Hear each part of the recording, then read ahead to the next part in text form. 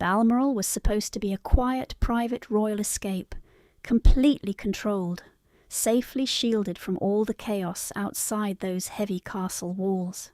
But a single glance changed everything. Princess Anne spotted the ring on Camilla's hand. Suddenly the entire room lost its breath. This was no ordinary jewellery. This was Diana's memory, her deepest wound returning at the worst possible moment.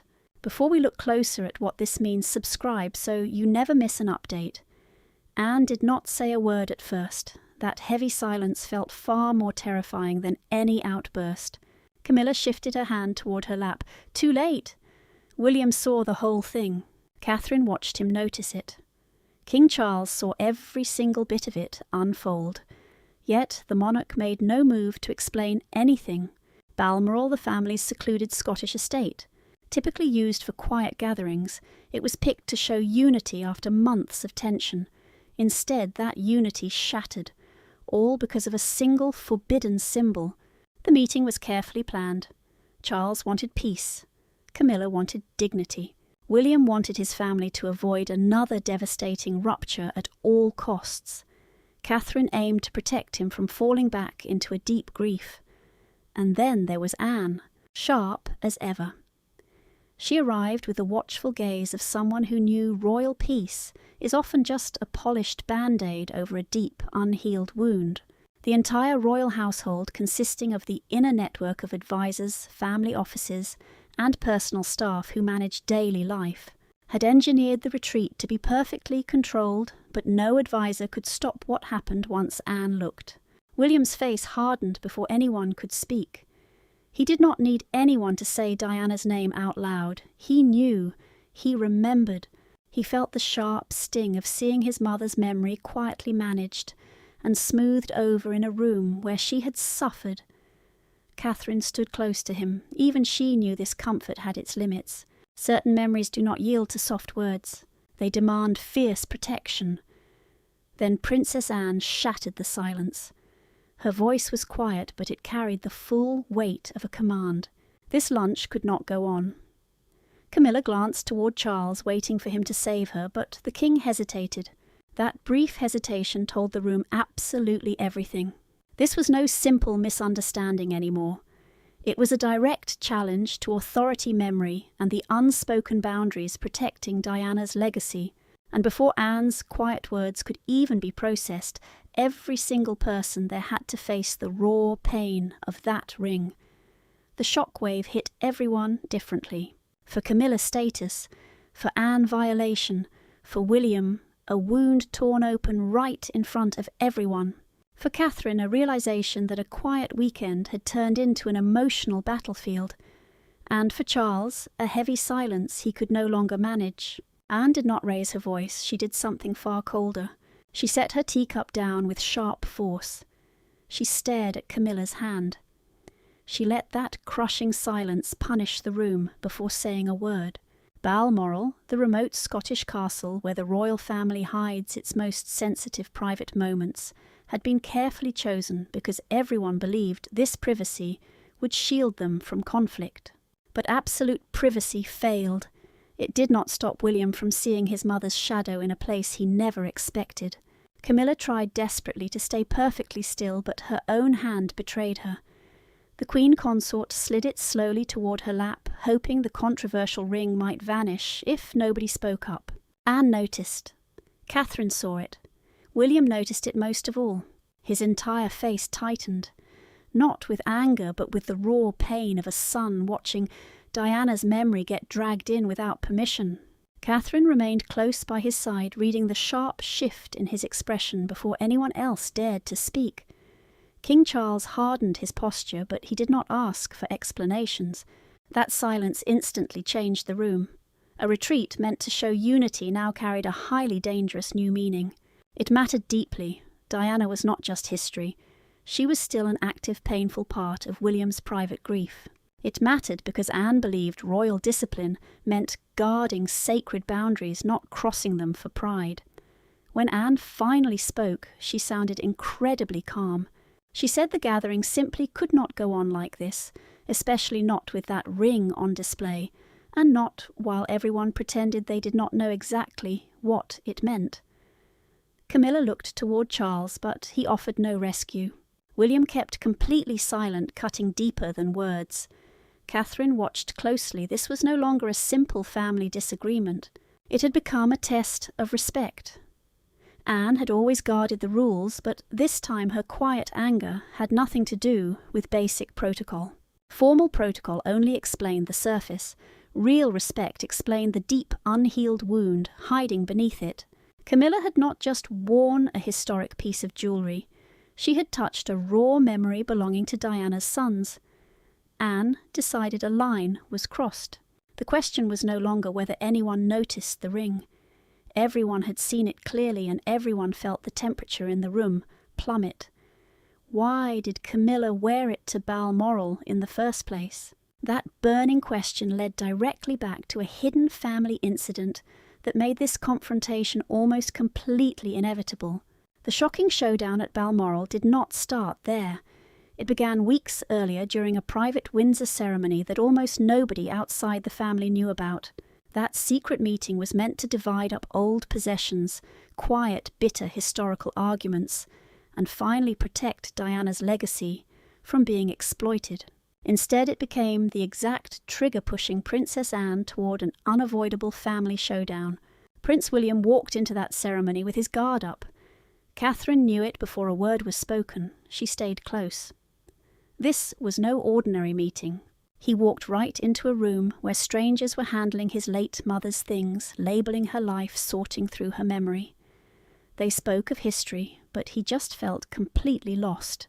The Windsor Inventory Ceremony, a quiet, tense review of royal heirlooms, had been set up to decide which of Princess Diana's personal items would stay locked away under tight security. These were not just expensive trinkets. They held raw grief, heavy memories, and a deep emotional tie that no official palace document could ever hope to capture or explain. King Charles desperately wanted the event to remain peaceful. The king hoped that strict protocol would keep tempers cool, stopping yet another bitter family feud from turning deeply personal. Camilla walked in looking quite confident, but her eyes lingered on the tray far longer than expected. Princess Anne caught that. She caught every single detail. The sealed inventory tray, a locked, secure box holding the most sensitive royal treasures, was brought out. The moment the lock clicked open, the entire mood in the room shifted. William spotted the ring and froze. Catherine reached out gently, touching his arm. His face had already given away everything his voice was trying to hide. Princess Anne stared at the ring, then looked at William, her jaw tightening. Meanwhile, Camilla openly questioned why these old memories still had to be treated as completely sacred. The question hung heavily in the air. The future king did not offer a reply. Honestly, he did not trust himself to speak. Catherine stayed right by his side, but her quiet presence could not dull his pain. Anne spoke up next, her voice carrying the heavy weight of someone drawing a hard line. She insisted the ring must never be worn, displayed, or used to validate anyone's position within the royal household. King Charles just sat there listening, yet the king refused to make a definitive choice. That hesitation was crucial. It left a massive void where real authority should have been. This allowed one person to believe the issue was still up for debate, while another assumed the boundary was absolute. And then a shocking new detail changed everything. Later, a top palace aide recorded a troubling detail in the household files. The ring was no longer in its original spot inside the secure storage case. Anne came back later, completely alone. She stared quietly at the empty spot where the jewellery had just been sitting. Suddenly, her worst suspicions became a cold reality. So when that exact ring resurfaced at Balmoral, Anne was not just shocked. She was reacting to undeniable proof. Many royal clashes are handled quietly through formal letters, private secretaries, and polished press releases. This was not one of those times. Anne did not call for any staff. She did not lean on Charles to handle it either. Instead, she faced Camilla directly and right in front of the entire family, asked the one question nobody else dared to ask. Why was Diana's ring sitting on her finger? Camilla tried to stammer out an explanation before the tense silence suffocated her. She weakly called the piece a family heirloom passed down privately. But her defence sounded much weaker than she had hoped. Anne did not even blink. William stood completely frozen. These Balmoral retreats are traditionally defined by intense emotional control, where awkward, painful dramas are quickly hidden away in quiet corners and smoothed over with polite royal code. But Anne shattered that unspoken rule right in front of the entire gathering. That made a massive difference. The family wound was now fully exposed. No secretary could hide this. No staff member could spin this. Everyone had heard the direct question. William remained dead silent, but his quiet carried far more force than actual anger. The prince stared at Camilla's hand, then looked away. Just seeing his mother's ring for another second seemed to demand far too much energy from him. Catherine watched her husband intently, fully aware of how dangerous that tight self-control really was. He was not looking to cause a scene. He was simply trying not to collapse in front of relatives who had turned his mother's legacy into a shallow war over jewellery. There was absolutely no need to speak Diana's name again. Her memory filled the room. Anne stepped closer, but not aggressively. That composure made it so much worse. She pointed directly at the ring rather than Camilla's face, stating clearly that some symbols were not trophies to be flaunted. Camilla looked stung, then defensive, and finally quite lost. The Queen Consort shot a quick glance toward Charles before attempting to reply. Catherine noticed instantly. That brief look chilled the room. It hinted that Camilla had not made this provocative choice on her own. It implied the ring had not just appeared on her finger by pure chance. Charles felt everyone staring. The king's face grew incredibly tense, yet he hesitated to respond. Anne, point blank, asked if he had authorised this. Camilla waited. William waited. Catherine also waited, knowing his next words would reveal if this was just a private blunder or an official royal statement. Palace protocol, that quiet network of rules guiding how sensitive family dramas are, handled, suddenly seemed completely useless. This was no longer an administrative issue. It was about raw trust. Camilla tried again, speaking softer now, claiming they had always treated the ring with the utmost respect. Anne shut down the defence without even raising her voice. True respect, she pointed out, is not shown by flaunting an item. It is shown by knowing when to leave it alone. When William finally looked up, everyone in the room felt the crushing weight of his sorrow. The prince did not throw accusations. He did not have to. His face told the entire story. Charles shifted, trapped between his wife and his son, caught between his present marriage and a memory that no crown could bury. The king had spent decades trying to stop old wounds from dictating current choices, but Balmoral had dragged the past right back to the surface. Anne had made absolutely sure of it. She had dragged the quiet gossip out of the shadows and forced everyone to look at it. As every eye fixed on Charles, the final question became painfully simple. Would he stand by his wife or honour Diana's memory? Charles had spent his whole life learning how to survive awkward, impossible rooms, but this confrontation felt entirely different. No formal statement could make the ring disappear, no polite royal phrase could ease William's deep sorrow, and no private excuse could ever calm Anne's fierce outrage. For the first time all evening, the monarch looked far less like a powerful ruler and more like a desperate man caught between two competing histories.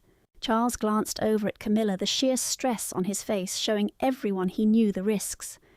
If he rushed to defend her, William would feel completely betrayed. Yet, if he corrected her too publicly, his queen consort would face an utterly devastating humiliation. Charles still held the formal crown authority. In theory, he had the power to direct this meeting and decide the family's next steps. But Anne had just seized something far stronger than mere power. She took moral control. Everyone knew she was protecting a line they were too afraid to draw. And William changed the entire room without speaking a word. For the prince, Diana's memory was not some distant royal folklore. It was a raw, living wound, and that was why this ring did not just stir up old headlines. It cut straight into his personal grief, a dark space where the crown could never follow him. Catherine watched her husband's tense face, and Charles caught her doing it. Right then the king realised this mess went far deeper than Camilla.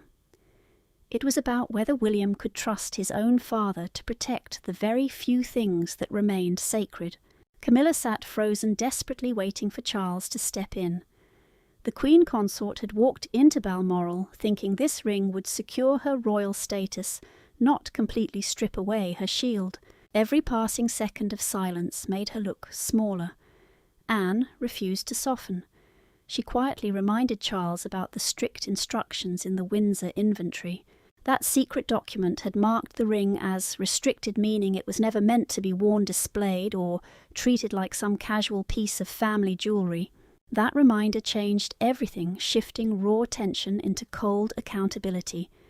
Charles requested the document, and a personal aide was quietly sent to retrieve the file. The staff member returned with the paper tucked inside a thin leather folder, and the air in the room instantly grew heavy. This was no longer just an emotional family dispute. Here was proof that a boundary had been drawn long before they got to Balmoral. Anne closely watched the king's hands. William stared straight at his face. Camilla stared at that file as if it were a prison sentence. Charles picked up his glasses, studied the brief note, and then laid them down without saying a word. The quiet in the room was excruciating. Charles had the supreme power to override Anne's demands. He could have easily shielded Camilla from the burning embarrassment of the situation, but he stayed still. Anne understood it before the others. His silence was the real decision. He was letting her proceed, and the second Anne realised her brother would not intervene, the Balmoral summit began to fall apart in front of them. The end did not come with screaming matches. It ended with scraping chairs, heavy doors opening, and family members walking out without waiting for a formal dismissal. Balmoral had seen grief fights and hard royal decisions, but this felt entirely different. This was a dynasty watching a single object expose everything they had tried to bury deep under the weight of royal duty. Camilla slipped the ring off her finger, and every silent second seemed to slice a little deeper. The Queen Consort's face turned completely white, not just from panic, but from the raw humiliation of realising everyone in the room had turned on her. Anne kept her icy stare locked. William slowly backed away from the table, not in rage, not with some loud accusation, but with the quiet, broken grief of a son who just saw his mother's memory treated like a mere prop for royal status. The scheduled family meeting was instantly cancelled. That mattered because Balmoral was supposed to project absolute unity to the world. Instead, it exposed deep, irreparable cracks. Catherine followed William into the hallway before anyone could stop her. The prince kept his voice low, but the raw agony in his words was impossible to hide. He whispered that seeing the ring felt like watching Diana's dignity get stripped away a second time. Catherine instantly understood why his usual iron control had completely shattered. Diana was never just some famous historical icon to him. She was his mother. When people handled her memory so callously, William felt the old pain rip open as if it happened yesterday. Charles remained in the room alone, trapped in the heavy silence he had helped build. The king stared as Camilla closed her hand over the ring, knowing there was no simple escape left. Aides waiting outside the door were ordered to stay back, meaning this nightmare was being kept strictly inside the family instead of being handled by PR teams or palace press offices. That mattered because if outsiders stepped in, the scandal would just become a managed crisis. Anne insisted on keeping it a personal moral issue. Camilla slipped the ring back into a tiny velvet pouch. The sharp click of the clasp sounded like the final defeat of her ambitions. The Queen Consort looked desperately to Charles for help, but he refused to reverse what Anne had set in motion. Anne demanded the ring go straight back to secure vault storage before anyone left Balmoral. Secure custody meant a heavily guarded royal vault where deeply sensitive family heirlooms were locked away, impossible to wear or show off without official permission. Her voice stayed calm. Her decision was absolute. William came back into the room only for a moment, Catherine keeping close to show him he was not fighting this alone. The prince ignored Camilla entirely. He caught Anne's eye instead, sharing a silent, knowing look. It wasn't about celebrating a victory. It was pure, mutual understanding. Charles sat alone, crushed by the heavy weight of his own weakness. Camilla was left with the sting of being stopped. Anne held on to the power she seized by refusing to soften the harsh truth. Once the drawing room cleared out, the real shift occurred far from any public tantrums. It happened during a quiet, private chat, born from deep sorrow. After the storm, Balmoral fell, dead, silent. The fury had faded, but the ache remained. William did not want another public statement defending his mother. He simply needed someone to say plainly and without royal spin that what had happened was completely wrong. Finding him alone, Anne spoke the hardest truth without any palace witnesses. William stood apart, carrying the heavy silence of a man who did not want to be comforted. Anne approached him gently, not like a cold commander, not as the strict royal enforcer everyone feared, but as someone who understood how much it hurts when sacred memories are treated like mere objects. They met with no aides present and no official notes taken of their words. That mattered because this conversation was never meant to be managed by palace handlers. It was about raw grief, trust, and a silent understanding between two family members who knew Diana's image had been manipulated for decades by people who never felt her loss. Anne did not sugarcoat anything. She quietly admitted that she had suspected ever since the Windsor inventory ceremony that someone in the palace was planning to ignore the strict ban on Diana's ring. The prince listened in total silence. For years he had tried so hard to stop old ghosts from dictating his current choices, but seeing that specific ring just shattered every single wall he had built. Holding back felt completely impossible, not out of some desire for drama, but because certain memories are just too sacred to be treated like cheap props. Anne softened just a fraction, making the moment feel even heavier. She quietly told him that dignity does not always mean staying silent. Sometimes dignity demands an interruption. Sometimes loyalty is about freezing the room before a terrible mistake becomes the new normal.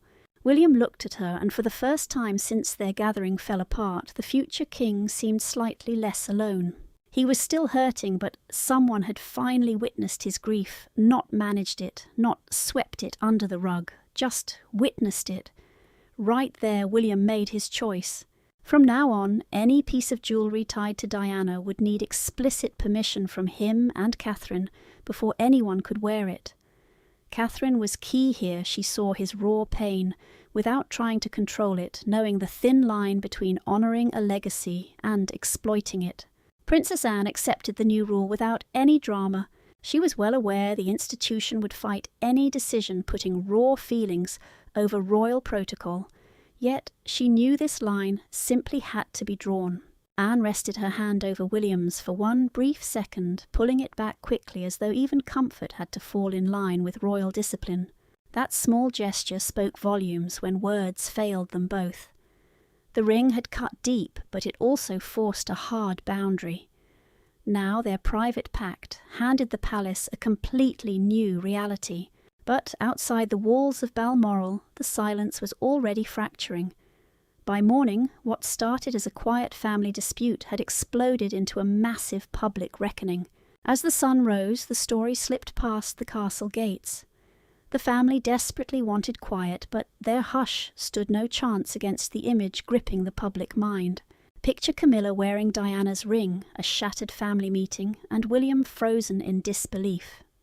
To the British public, this was never just some petty argument over old jewellery.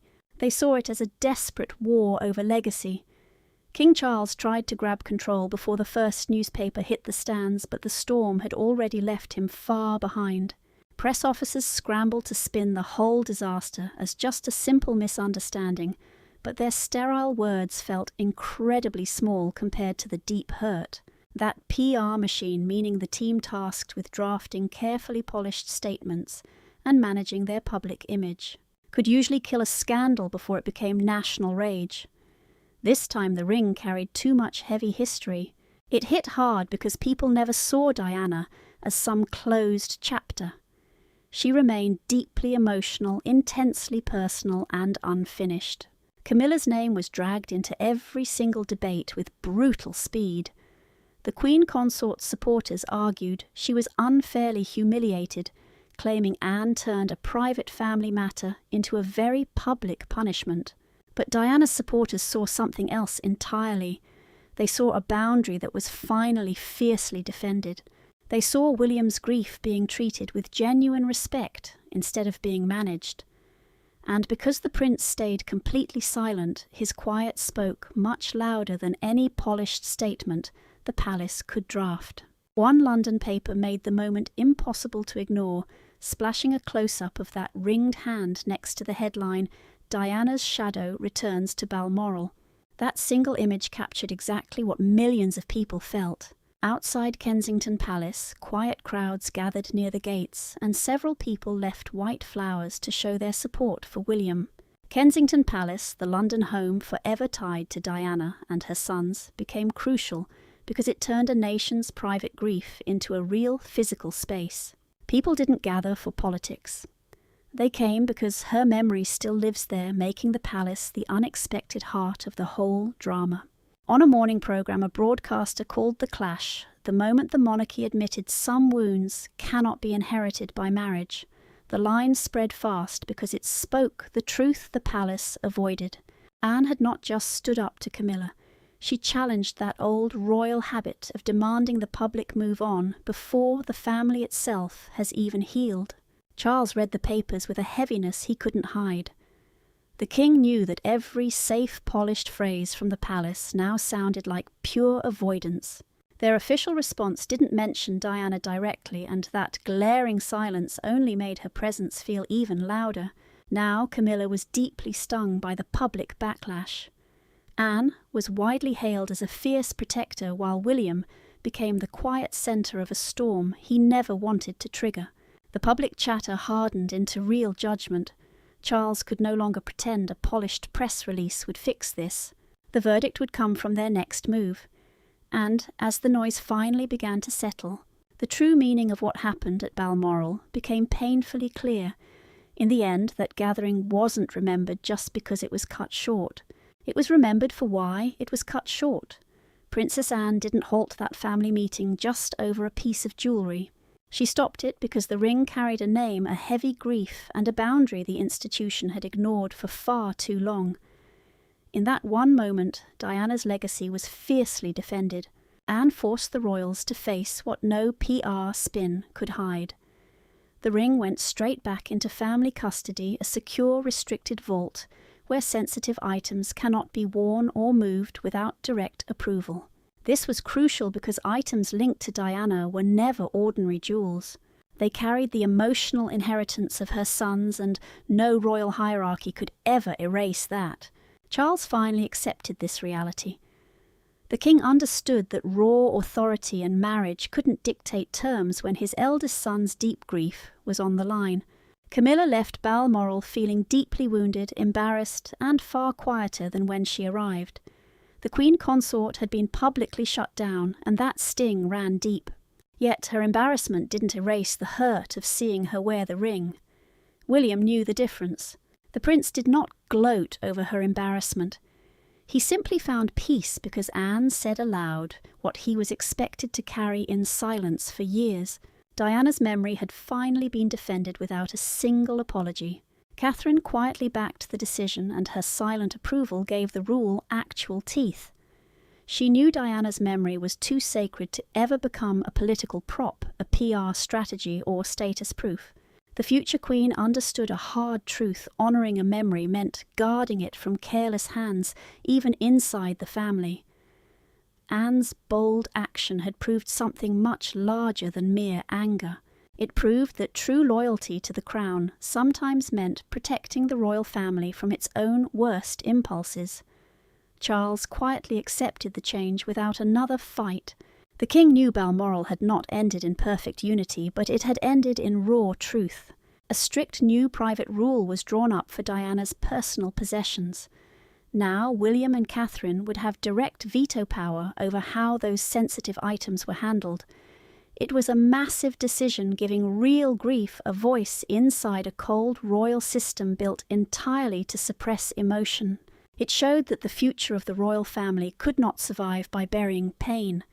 They had to respect it. William paused right before leaving Balmoral. The prince stood near the doorway, looked back, and nodded to Princess Anne, without saying a single word. No speech. None was needed. That small nod said absolutely everything. The ring had ripped open a painful old wound, but it had also drawn a firm boundary line that nobody would ever cross again. The verdict was final. Diana's legacy could not be quietly absorbed, borrowed, or worn by anyone who had not earned the heavy right to carry its weight. Balmoral did not end in peaceful resolution, but it ended with a raw truth far stronger than peace. Some memories are not royal property, and some symbols belong forever to the public they still protect. This was the day the royal family stopped pretending the past was settled, and the day Diana's memory was finally given a firm boundary line that no one could ever cross again.